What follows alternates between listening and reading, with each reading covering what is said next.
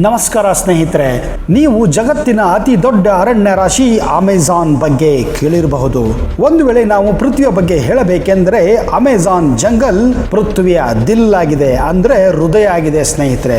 ಹೌದು, ಯಾಕಂದ್ರೆ ನಮ್ಮ ಪೃಥ್ವಿಯಲ್ಲಿ ಉತ್ಪತ್ತಿಯಾಗುವಂತಹ 20% ಆಕ್ಸಿಜನ್ ಅಂದ್ರೆ ಆಮ್ಲಜನಕ ಅಮೆಜಾನ್ ಜಂಗಲ್ನಲ್ಲಿ ಹುಟ್ಟುತ್ತದೆ ಸ್ನೇಹಿತರೆ. ಇಂತಹ ಇನ್ನೂ ಹಲವಾರು ರೋಚಕ, ಆಕರ್ಷಕ, ಆಶ್ಚರ್ಯಕರ ಹಾಗೂ ಅದ್ಭುತ ಮಾಹಿತಿಗಳನ್ನು ಈ ವಿಡಿಯೋದಲ್ಲಿ ನಿಮಗೆ ಪೃಥ್ವಿಯ ದಿಲ್ ಅಂದ್ರೆ ಹೃದಯವಾದಂತಹ ಅಮೆಜಾನ್ ಜಂಗಲ್ ಬಗ್ಗೆ ಇನ್ನೂ ಹಲವಾರು ಆಶ್ಚರ್ಯಕರ ಹಾಗೂ ಅದ್ಭುತ ಮಾಹಿತಿಗಳನ್ನು ಕೊಡಕ್ಕೆ ಹೋಗ್ತಾ ಇದ್ದೀನಿ. ಒಂದು ವೇಳೆ ನೀವು ಈ ಚಾನಲ್ ಅನ್ನ ಇನ್ನೂ ಸಬ್ಸ್ಕ್ರೈಬ್ ಮಾಡದೇ ಇದ್ರೆ ದಯವಿಟ್ಟು ಈಗಲೇ ಸಬ್ಸ್ಕ್ರೈಬ್ ಮಾಡಿ, ಜೊತೆಗೆ ಬೆಲ್ ಐಕನ್ ಕೂಡ ಪ್ರೆಸ್ ಮಾಡಿ. ಸ್ನೇಹಿತರೆ, ಎಲ್ಲಕ್ಕಿಂತ ಮುಖ್ಯವಾಗಿ ಮೊದಲು ಈ ಅಮೆಜಾನ್ ಜಂಗಲ್ ಎಲ್ಲಿದೆ ಅಂತ ತಿಳಿದುಕೊಳ್ಳೋಣ. ಸ್ನೇಹಿತರೆ, ನಾವು ಇರೋದು ಭಾರತದ ಉಪಖಂಡದಲ್ಲಿ. ಸ್ವಲ್ಪ ಮುಂದೆ ಸಾಗಿದರೆ ನಮಗೆ ಸಿಗುತ್ತದೆ ಅರಬ್ಬಿ ಸಮುದ್ರ, ಹಾಗೆಯೇ ಸ್ವಲ್ಪ ಮುಂದೆ ಹೋದರೆ ನಮಗೆ ಸಿಗುತ್ತದೆ ಆಫ್ರಿಕಾ ಉಪಖಂಡ. ಇನ್ನು ಸ್ವಲ್ಪ ಮುಂದೆ ಸಾಗಿದರೆ ನಮಗೆ ಸಿಗುತ್ತದೆ ಅಟ್ಲಾಂಟಿಕ್ ಮಹಾಸಾಗರ ಸ್ನೇಹಿತರೆ. ಹಾಗೆ ಮುಂದೆ ಸಾಗಿದರೆ ಸಿಗುವುದೇ ದಕ್ಷಿಣ ಅಮೆರಿಕ. ಇಲ್ಲಿಯೇ ಇರೋದು ನೋಡಿ ಈ ಅದ್ಭುತ ಹಾಗೂ ಆಕರ್ಷಕವಾದಂತಹ ಅಮೆಜಾನ್ ಜಂಗಲ್ ಹಾಗೂ ಅಮೆಜಾನ್ ನದಿ ಸ್ನೇಹಿತರೆ.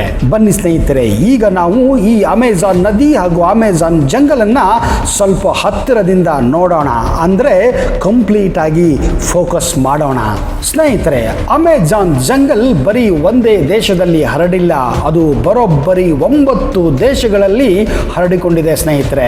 ಈ ಜಂಗಲ್ಲು ಬಹುಪಾಲ ಭಾಗ ಬ್ರೆಜಿಲ್ನಲ್ಲಿದೆ, ಅಂದ್ರೆ ಕನಿಷ್ಠ ಪಕ್ಷ 60% ಜಂಗಲ್ ಈ ದೇಶದಲ್ಲಿ ಹರಿದುಕೊಂಡಿದೆ. ಇನ್ನು 13ರಷ್ಟು ಭಾಗ ಪೇರು ಎಂಬ ದೇಶದಲ್ಲಿ ಹರಡಿಕೊಂಡರೆ ಉಳಿದ 9 ಇನ್ನು ಕೊಲಂಬಿಯಾ ದೇಶದಲ್ಲಿ 10% ಹರಡಿಕೊಂಡಿದೆ.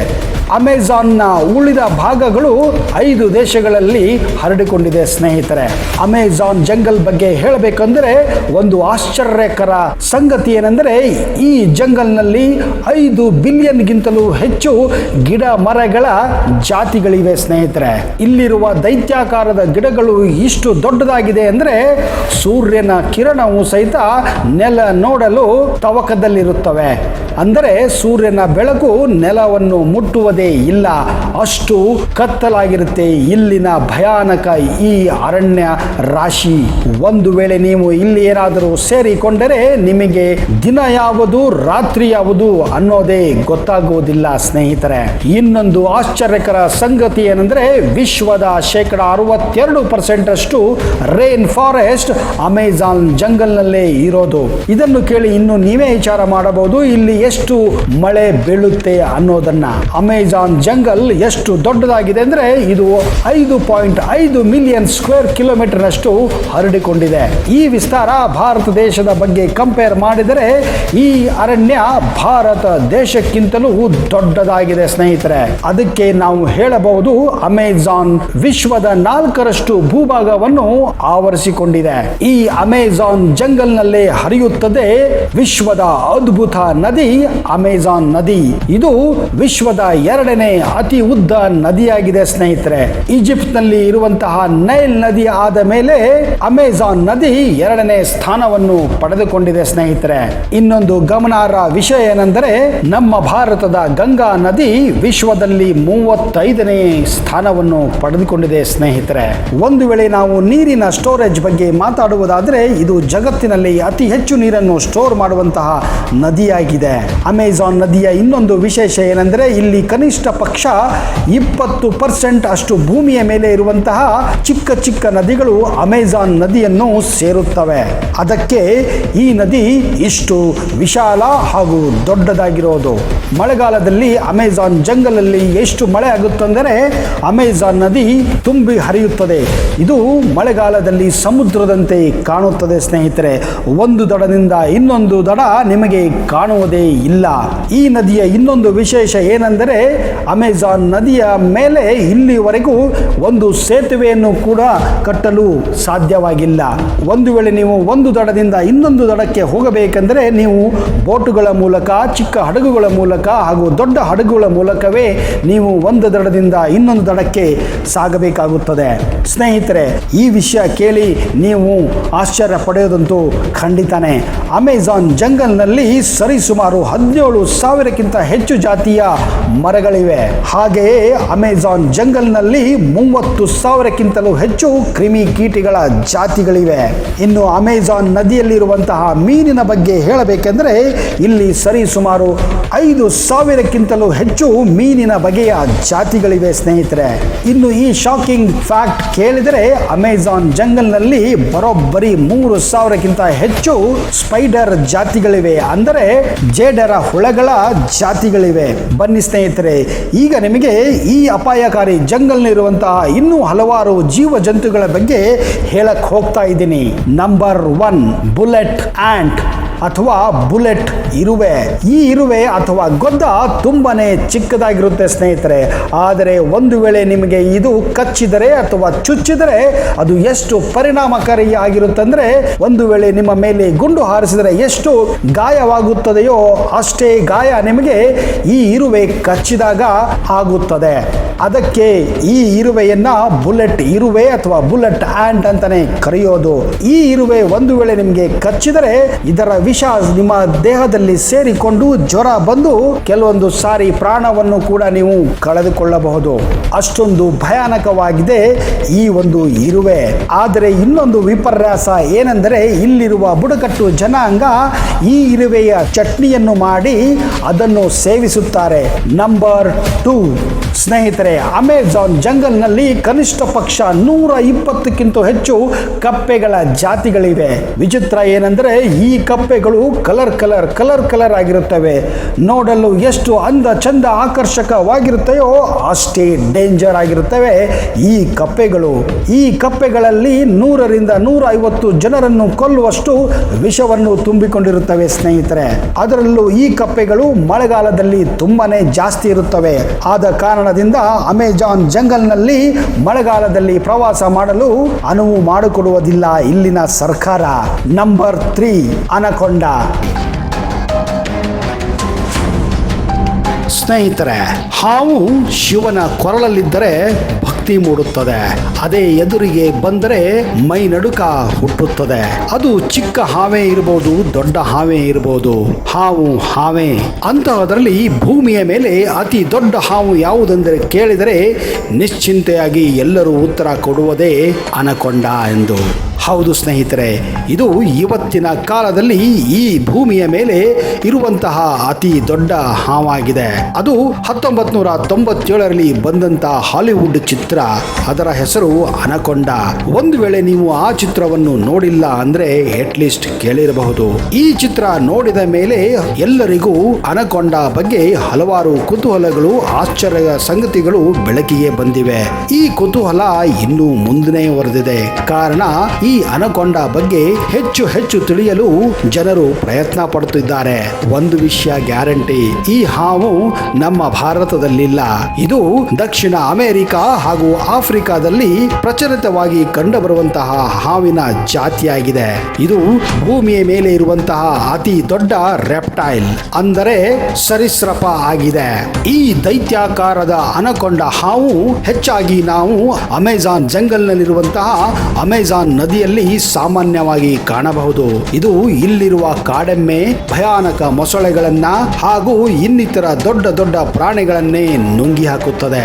ಹಾಗೆಯೇ ಅನಕೊಂಡಾದ ಪಚನ ಶಕ್ತಿಯು ಅಸಾಧಾರಣವಾಗಿದೆ. ಒಮ್ಮೆ ಅದು ಮನುಷ್ಯನಂತಹ ಒಂದು ಪ್ರಾಣಿಯನ್ನು ತಿಂದರೆ ಮುಂದಿನ 1 ತಿಂಗಳು ಅದು ಬೇಟೆಯೇ ಆಡುವುದಿಲ್ಲ. ಒಂದು ವೇಳೆ ನೀವು ಅದರ ಎದುರುಗಡೆ ಬಂದರೂ ಸಹ ಅದು ಸುಮ್ಮನೆ ಮಲಗಿರುತ್ತದೆ. ಆ ಸಮಯದಲ್ಲಿ ನೀವು ಅಂದುಕೊಂಡ ಹಾಗೆ ನೀವು ಮಾಡಬಹುದು. ಅದರ ಮೇಲೆ ನೀವು ಡಾನ್ಸ್ ಕೂಡ ಮಾಡಬಹುದು. ಆವಾಗ ಅದು ನಿಮಗೆ ನೋಡುವುದು ಕೂಡ ಇಲ್ಲ. ಒಂದು ವೇಳೆ ಅದರ ಹೊಟ್ಟೆ ತುಂಬಿದರೆ ಅದು ಬೇಟೆಯನ್ನು ಆಡುವುದು ಮುಂದಿನ 1 ತಿಂಗಳು ಆದ ಮೇಲೆ. ಆದರೆ ಅದರ ಹೊಟ್ಟೆ ತುಂಬಿದೆ ಇಲ್ಲ ಅನ್ನೋದು ಕಂಡುಹಿಡುವುದು ಹೇಗೆ? ಇದಕ್ಕೆ ನಿಮ್ಮ ಹಣೆ ಬರ ಚೆನ್ನಾಗಿರಬೇಕು.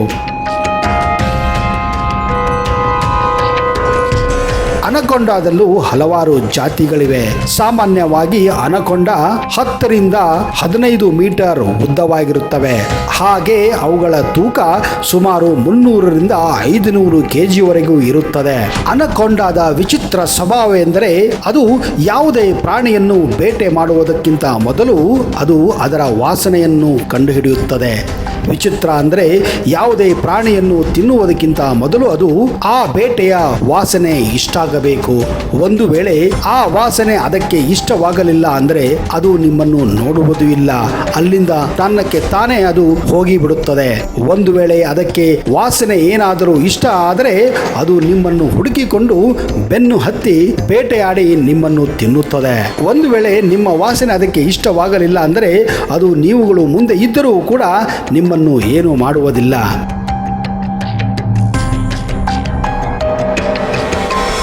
ಇಂತಹ ವಿಚಿತ್ರವಾದ ಸಂಗತಿಯನ್ನು ನಾವು ಈ ಅನಕೊಂಡದಲ್ಲಿ ಕಾಣಬಹುದು. ಅನಕೊಂಡ ಬೇಟೆ ಮಾಡಿದಂತಹ ಪ್ರಾಣಿಯನ್ನಾಗಲಿ ಮನುಷ್ಯನನ್ನಾಗಲಿ ಅನಕೊಂಡ ತನ್ನ ಬೇಟೆಯನ್ನು ತಿನ್ನುವುದಕ್ಕಿಂತ ಮೊದಲು ಅದು ಸಾಯಿಸುತ್ತದೆ.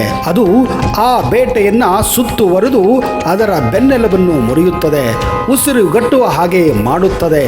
ಆಮೇಲೆ ಅದು ಆರಾಮವಾಗಿ ಬಾಯಿಯ ಮೂಲಕ ಆಮೇಲೆ ಅದು ಬೇಟೆಯ ಉಸಿರಾಟ ನಿಂತ ಮೇಲೆ ಸಂಪೂರ್ಣವಾಗಿ ನುಂಗಿಬಿಡುತ್ತದೆ. ಇನ್ನೊಂದು ವಿಚಿತ್ರ ಸಂಗತಿ ಏನೆಂದರೆ ಅನಕೊಂಡಾದ ಪಚನ ಶಕ್ತಿ ಅಸಾಧಾರಣವಾದರೂ ತುಂಬಾ ಕಡಿಮೆ ಆಗಿದೆ. ಇದೇ ಕಾರಣಕ್ಕೆ ಅದು ಒಂದು ಮೇಕೆಯನ್ನು ನುಂಗಿದರೆ ಅದನ್ನು ಪಚನೆ ಮಾಡಲು ಸುಮಾರು 1 ವಾರದಿಂದ 10 ದಿವಸ ತೆಗೆದುಕೊಳ್ಳುತ್ತದೆ. ಹಾಗೆಯೇ ಒಂದು ವೇಳೆ ಅದು ಮನುಷ್ಯನನ್ನು ನುಂಗಿದರೆ ಕನಿಷ್ಠ ಪಕ್ಷ ಅದನ್ನು ಪಚನೆ ಮಾಡಲು ಅದು 1 ತಿಂಗಳು ಬೇಕಾಗುತ್ತದೆ. ಇನ್ನೇನಾದರೂ ಮೊಸಳೆಯನ್ನು ಅದು ನುಂಗಿದರೆ ಅದು ಕನಿಷ್ಠ ಪಕ್ಷ 1.5ರಿಂದ 2 ತಿಂಗಳು ಅದನ್ನ ಪಚನೆ ಮಾಡುತ್ತದೆ. ಇದೇ ಕಾರಣಕ್ಕೆ ಅನಕೊಂಡ ತಿಂಗಳು ಗಂಟಲೆ ಬೇಟೆ ಮಾಡುವುದಾಗಲಿ ಊಟ ಮಾಡುವುದಾಗಲಿ ಮಾಡುವುದೇ ಇಲ್ಲ. ಇನ್ನೊಂದು ವಿಶೇಷವಾದ ಸಂಗತಿ ಏನೆಂದರೆ ಬೇರೆ ಹಾವುಗಳ ತರ ಅನಕೊಂಡ ವಿಷಕಾರಿ ಆಗಿರುವುದಿಲ್ಲ. ಇದಕ್ಕೆ ನಾಗರ ಹಾವಿನ ತರ ವಿಷಕಾರಿಯಾದಂತಹ ಹಲ್ಲುಗಳು ಇರುವುದಿಲ್ಲ. ಅನಕೊಂಡಾದಲ್ಲಿ ಕೂಡ ಹಲವಾರು ಹಲ್ಲುಗಳನ್ನು ನೀವು ಕಾಣಬಹುದು, ಆದರೆ ಇವುಗಳು ಬರೀ ಬೇಟೆಯನ್ನಾಡಲು ಬಳಸಲಾಗುತ್ತದೆ.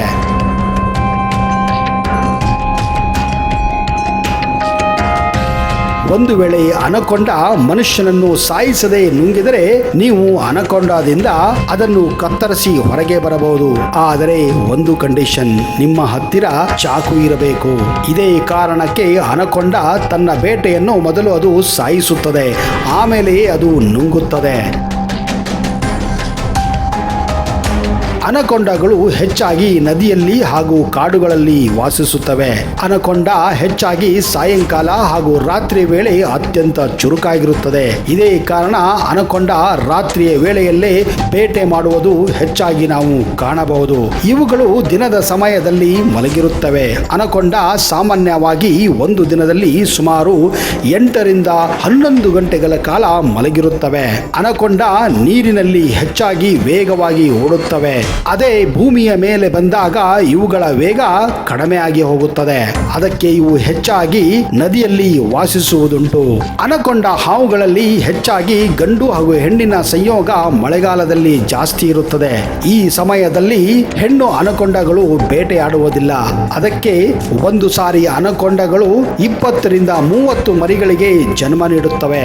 ಅನಕೊಂಡಗಳ ಜೀವಾವಧಿ ಸುಮಾರು 12ರಿಂದ 20 ವರ್ಷಗಳಾಗಿರುತ್ತವೆ.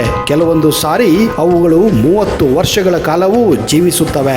ಸ್ನೇಹಿತರೆ, ಅನಕೊಂಡ ಬಗ್ಗೆ ಇನ್ನೂ ಹೆಚ್ಚಿನ ಮಾಹಿತಿ ಬೇಕಂದ್ರೆ ನೀವು 1997ರಲ್ಲಿ ಬಿಡುಗಡೆಗೊಂಡಂತಹ ಅನಕೊಂಡ ಚಿತ್ರವನ್ನು ನೋಡಿ. ಇದು ಅದ್ಭುತ ಕಥೆಯಾದರೂ ಕೂಡ ಹಲವಾರು ಅದ್ಭುತ ವಿಷಯಗಳನ್ನ ನೀವು ಅನಕೊಂಡ ಬಗ್ಗೆ ತಿಳಿಯಬಹುದು.